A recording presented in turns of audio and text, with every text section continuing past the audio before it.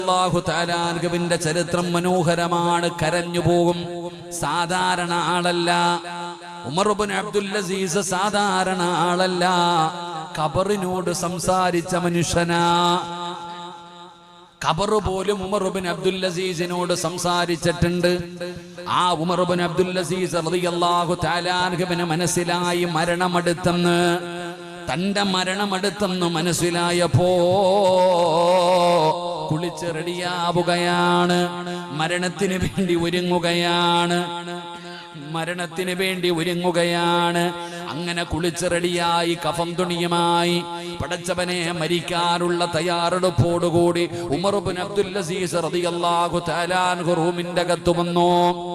അവിടെ വന്ന് കിടക്കുകയാണ്. അപ്പോഴാണ് തന്റെ പ്രിയപ്പെട്ട ഭാര്യ വിളിക്കുന്നു, ഫാത്തിമ ഇങ്ങടുത്തേക്ക് വാ ഫാത്തിമ. തന്റെ പ്രിയപ്പെട്ട ഭാര്യ വിളിക്കുകയാണ്, വാ ഫാത്തിമ. ഫാത്തിമ യഥാ അടുത്തു ചെന്നപ്പോ ഉമർ ഇബ്നു അബ്ദുൽ അസീസ് പറഞ്ഞു, ഫാത്തിമ പോകുകയാണ് ഫാത്തിമ, എന്റെ മരണമടുത്തിരിക്കുന്നു ഫാത്തിമ, എനിക്ക് പൊരുത്തം തരണേ. അങ്ങോട്ടും ഇങ്ങോട്ടും പൊരുത്തം ചോദിക്കുകയാണ്, വസിയത്തുകൾ ചെയ്യുകയാണ്, യാത്ര പറയുകയാണ്. തന്റെ ഭർത്താവ് മരിക്കാൻ പോകുകയാണെന്ന് പറയുമ്പോ